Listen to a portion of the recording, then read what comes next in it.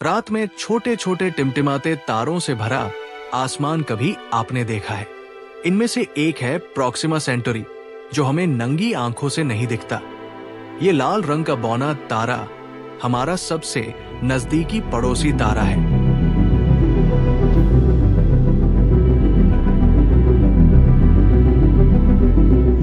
ये alpha Centauri नाम के 3 तारों वाले सिस्टम का हिस्सा है। अगर ब्रह्मांड के हिसाब से देखें तो प्रॉक्सिमा सेंटोरी करीब 4.24 लाइट ईयर यानी करीब 25 ट्रिलियन मील दूर है। 100 सालों से भी ज्यादा वक्त से प्रॉक्सिमा सेंटोरी हमारी आकाश गंगा का हिस्सा रहा है। इतने पास होने की वजह से हमें एक अपने से अलग तारों और ग्रहों के सिस्टम को समझने का अनोखा मौका मिलता है। इससे हमें यह भी पता चल सकता है कि तारे और ग्रह कैसे बनते हैं और क्या ब्रह्मांड में कहीं और भी जिंदगी मौजूद है। कुछ साल पहले प्रॉक्सिमा सेंटोरी और भी दिलचस्प बन गया।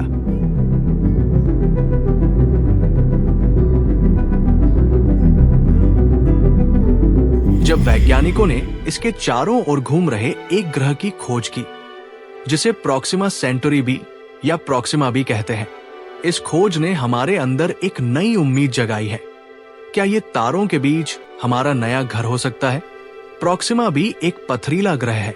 प्रॉक्सिमा बी का आकार पृथ्वी के मुकाबले थोड़ा बड़ा है। इसका मास पृथ्वी के मास से लगभग 1.17 गुना ज्यादा है, यानी ये पृथ्वी से लगभग 17% बड़ा है। इसका मतलब है कि प्रॉक्सिमा बी पर गुरुत्वाकर्षण पृथ्वी से थोड़ा ज्यादा हो सकता है, लेकिन फिर भी ये आकार में पृथ्वी के काफी करीब है। ये प्रॉक्सिमा सेंटोरी के हैबिटेबल जोन में घूमता है। हैबिटेबल जोन मतलब तारे के आसपास का वो इलाका जहां तापमान ऐसा होता है कि पानी तरल रूप में रह सकता है। प्रॉक्सिमा बी की खोज ने वैज्ञानिकों में हलचल मचा दी है। ये हमारे सौर मंडल के सबसे नजदीक का ग्रह है।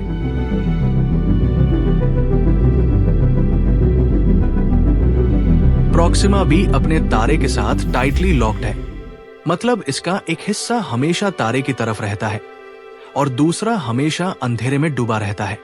इससे दोनों हिस्सों के तापमान में बहुत ज्यादा फर्क होता है, लेकिन इसका वायुमंडल काफी घना है, तो शायद तापमान संतुलित हो सकता है। हालांकि प्रॉक्सिमा बी हैबिटेबल जोन में है, लेकिन वहां जिंदगी मुमकिन है या नहीं, ये अभी पक्का नहीं है।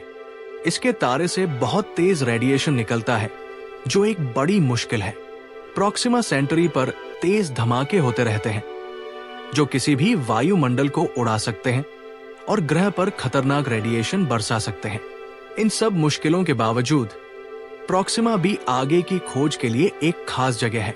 इतने पास होने और जिंदगी की संभावना होने की वजह से ये धरती के बाहर जिंदगी की तलाश में एक उम्मीद की किरण है। प्रॉक्सिमा बी की खोज ने एक नई उम्मीद जगाई है। क्या हम कभी इस दुनिया तक पहुंच पाएंगे? लेकिन तारों के बीच की विशाल दूरी एक बड़ी चुनौती है। अगर हम प्रकाश की गति से भी चले तो प्रॉक्सिमा सेंटोरी तक पहुंचने में 4 साल से ज्यादा लगेंगे। हमारे अभी के स्पेसक्राफ्ट इतनी लंबी यात्रा के लिए बहुत धीमे हैं। वॉयेजर 1, जो धरती से सबसे दूर गया हुआ स्पेसक्राफ्ट है, सिर्फ 28,000 मील प्रति घंटे की रफ्तार से चलता है। इस रफ्तार से प्रॉक्सिमा सेंटोरी तक पहुंचने में 700,000 साल से भी ज्यादा लगेंगे।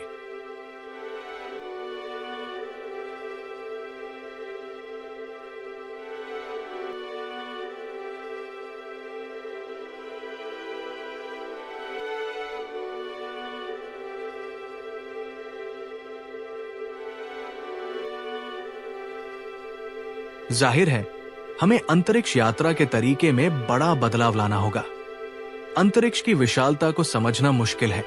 ये एक ऐसी जगह है जहां दूर दूर तक कुछ नहीं है, सिर्फ तारे और गैलेक्सी दिखाई देते हैं। अंतरिक्ष यात्रा की चुनौती सिर्फ दूरी ही नहीं, बल्कि उस दूरी को तय करने में लगने वाला समय भी है। भले ही हम प्रकाश की गति के एक बड़े हिस्से के बराबर रफ्तार से चले, फिर भी प्रॉक्सिमा सेंटोरी तक पहुंचने में दशकों या शायद सदियां लग जाएंगी। तारों तक पहुंचने के सपने ने कई महत्वाकांक्षी प्रोजेक्ट्स को जन्म दिया है।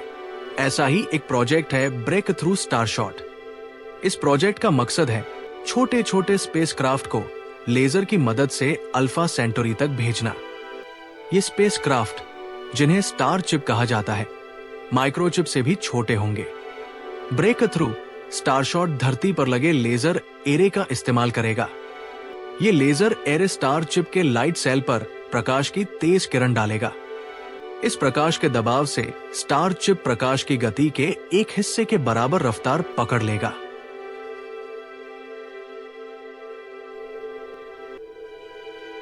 इस अविश्वसनीय गति से वो कुछ ही दशकों में अल्फा सेंटोरी पहुंच जाएगा। इस प्रोजेक्ट में कई तकनीकी चुनौतियां हैं। इतना पावरफुल लेजर एरे बनाना, मजबूत स्टार चिप डिजाइन करना और इतनी दूर तक सटीक निशाना लगाना एक बड़ी चुनौती है। लेकिन अंतरिक्ष यात्रा के फायदे इतने ज्यादा है कि ऐसी कोशिशें जरूरी है। अंतरिक्ष एक कठोर और बेरहम जगह है। अंतरिक्ष यात्रा के लिए सबसे बड़ा खतरा है रेडिएशन। कॉस्मिक किरणें और सौर फ्लेयर्स लगातार स्पेसक्राफ्ट पर बरसती रहती है। ये रेडिएशन इलेक्ट्रॉनिक उपकरणों को नुकसान पहुंचा सकता है और अंतरिक्ष यात्रियों के लिए जानलेवा साबित हो सकता है। स्पेसक्राफ्ट और अंतरिक्ष यात्रियों को रेडिएशन से बचाना बहुत जरूरी है। धातु की मोटी चादरों जैसे पारंपरिक तरीके अंतरिक्ष यात्रा के लिए बहुत भारी है। वैज्ञानिक नए तरीके खोज रहे हैं, जैसे मैग्नेटिक शील्ड जो रेडिएशन को मोड़ देती है, और नए पदार्थ जो बेहतर सुरक्षा देते हैं। अंतरिक्ष यात्रा के भविष्य के लिए असरदार रेडिएशन शील्ड बनाना बहुत जरूरी है। ये सिर्फ अंतर यात्रियों को बचाने के लिए ही नहीं, बल्कि संवेदनशील वैज्ञानिक उपकरणों और संचार प्रणालियों की सुरक्षा के लिए भी जरूरी है। करोड़ों मील दूर स्पेसक्राफ्ट से बात करना एक और चुनौती है। रेडियो तरंगे, जो अंतरिक्ष संचार का सबसे आम तरीका है, प्रकाश की गति से चलती है। लेकिन इस गति से भी धरती और प्रॉक्सिमा सेंटोरी के पास मौजूद स्पेसक्राफ्ट के बीच संदेशों का आदान प्रदान करने में सालों लग जाते हैं। इस देरी की वजह से सीधा संवाद करना नामुमकिन है। सोचो, अगर फोन पर हर जवाब आने में सालों लगे तो कैसा होगा। भविष्य के अंतरिक्ष अभियानों के लिए ऐसे स्पेसक्राफ्ट चाहिए जो खुद फैसले ले सके और धरती से निर्देश मिले बिना ही समस्याओं का हल निकाल सके। अंतरिक्ष संचार के लिए उन्नत आर्टिफिशियल इंटेलिजेंस और स्वचालित सिस्टम विकसित करना बहुत जरूरी है। ये सिस्टम स्पेसक्राफ्ट को खुद काम करने और फौरन फैसले लेने में मदद करेंगे, भले ही धरती से संपर्क करने में सालों लगे। अंतरिक्ष यात्रा के लिए ऐसे स्पेसक्राफ्ट चाहिए जो अंतरिक्ष की कठोर परिस्थितियों को झेल सके। इन स्पेसक्राफ्ट को अत्यधिक तापमान, छोटे उल्कापात और दशकों लंबी यात्रा के गिसाव को सहना होगा। ऐसे मजबूत स्पेसक्राफ्ट बनाने के लिए पदार्थ विज्ञान और इंजीनियरिंग में तरक्की जरूरी है।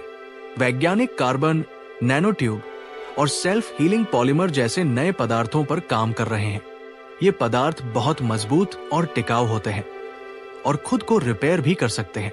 अंतरिक्ष की कठोर परिस्थितियों को झेलने वाले स्पेसक्राफ्ट बनाने के लिए ऐसी तरक्की बहुत जरूरी है।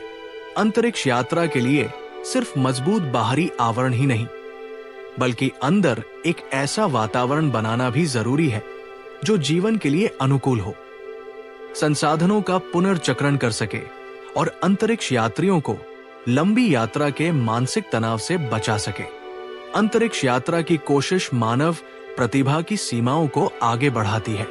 इसके लिए इंजन, संचार, रेडिएशन शील्ड और स्पेसक्राफ्ट डिजाइन में नए आविष्कारों की जरूरत है।